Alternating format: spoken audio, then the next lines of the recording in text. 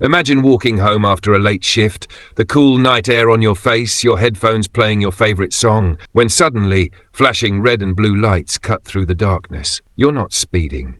You're not breaking any law. Yet within minutes you find yourself face down on the pavement, hands cuffed behind your back with a knee pressing into your spine. And the worst part? You know this isn't about what you did.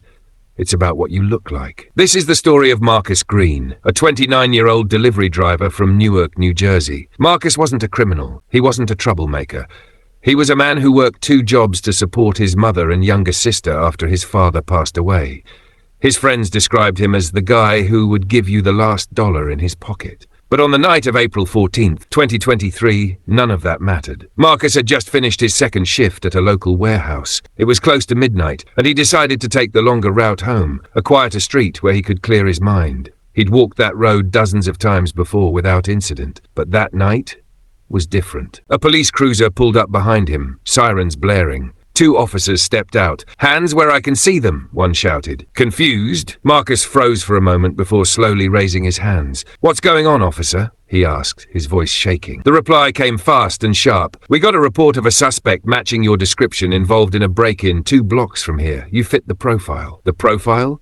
A vague description. Black male, dark hoodie, jeans. That could have been 100 men in the area that night. Marcus tried to explain he was just coming from work, even showing them his employee badge, but the officers didn't seem interested. Before he could process what was happening, Marcus felt himself being grabbed and pushed against the hood of the police car. His headphones fell to the ground. His phone slid out of his pocket. One officer began patting him down aggressively, while the other shined a flashlight directly into his eyes. "You hiding something? Drugs? Weapon?" Marcus repeated. "I didn't do anything. Please check the warehouse cameras. I just left work." The response? Stop resisting, even though he wasn't resisting at all. Within seconds, he was on the ground, face scraping against the rough asphalt, the cold steel of handcuffs biting into his wrists. It didn't take long for neighbors to notice. People stepped out of their homes. Phones came out. Someone began recording. One voice can be heard on the video. "That's Marcus. He works at the warehouse. What are you doing?" But instead of stepping back, the officers doubled down. "Ma'am, step back or you'll be arrested for obstruction." One officer barked at a woman filming from just a few feet away. In that moment, Marcus said later, he felt 2 things: rage and fear. Not fear of going to jail, fear that he might not survive the night. Statistics from the Mapping Police Violence Project show that Black Americans are nearly 3 times more likely to be killed by police than white Americans. Marcus knew those numbers.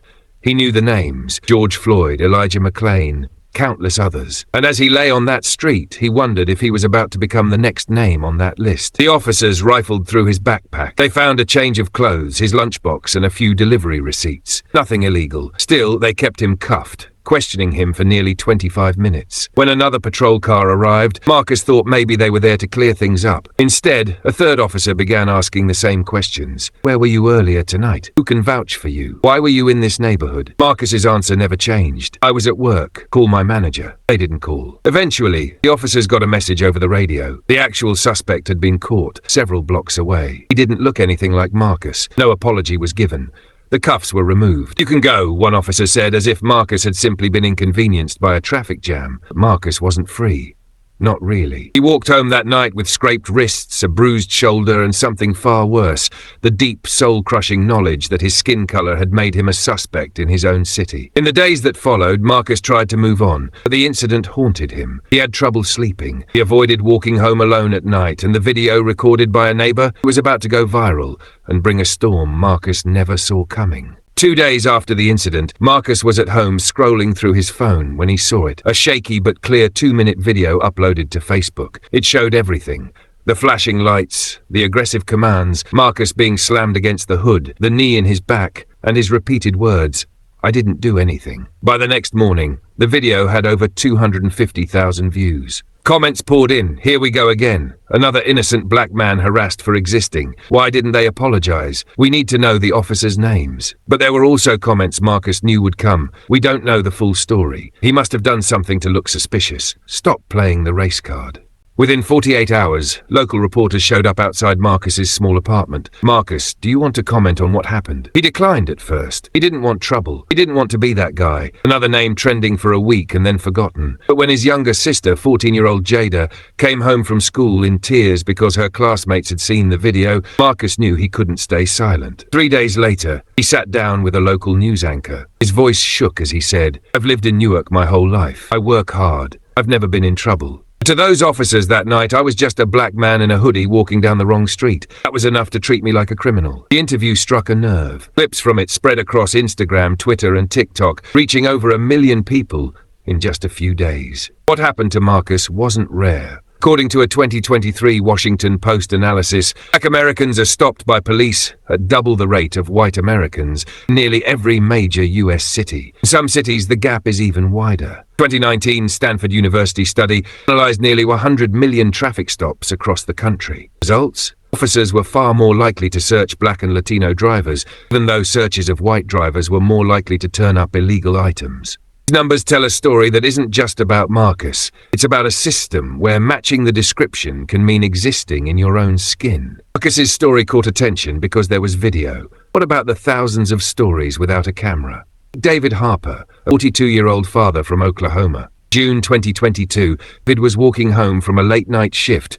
2 officers stopped him, claiming he looked like someone who had stolen a car nearby. Searched him, made him sit on the curb for 40 minutes, and even called in a K9 unit. Found nothing. It wasn't recorded. There's no viral clip. Next day, he went back to work like nothing happened. Inside, he's changed. Like they took away my dignity, later told a local church group. They didn't even care. Racial profiling by police isn't new. Historians trace its roots back to the slave patrols of the 1700s and 1800s, groups of armed white men who enforced laws designed to control enslaved Africans. Even after slavery was abolished, laws like the Black Codes and Jim Crow created a legal framework to criminalize black existence. Fast forward to today, and while the uniforms and language have changed, the underlying bias often remains. As Marcus's video spread, the Newark Police Department released a short statement. Open quote, "The officers acted on information regarding a possible suspect. Once the matter was clarified, the individual was released without charges." Close quote. No mention of the aggressive force, no acknowledgement of racial bias, no apology. The department also declined to release the names of the officers involved, citing ongoing internal review. Marcus began experiencing anxiety. Loud sirens made his heart race. He avoided certain streets altogether. His mother, Gloria, admitted she worried every time Marcus left the house. "He's my only son," she said. "I can't stop thinking, what if they had shot him?" This emotional toll is something rarely discussed in statistics. It's a quiet trauma that lingers long after the incident. 10 days after the video went viral, a peaceful rally was held outside the Newark Police Department. Hundreds showed up, holding signs that read, "Walking while black is not a crime," and "Justice for Marcus." Marcus didn't plan to speak, but as chants filled the air, he stepped up to the microphone. "This isn't just about me," he told the crowd. "It's about every black man, woman, and child who has been treated like they don't belong in their own city. They deserve better." Cheers were deafening. The rally outside the Newark Police Department was a turning point for Marcus. For the first time since that night, he felt like his voice mattered. Strangers shook his hand, thanked him for speaking out,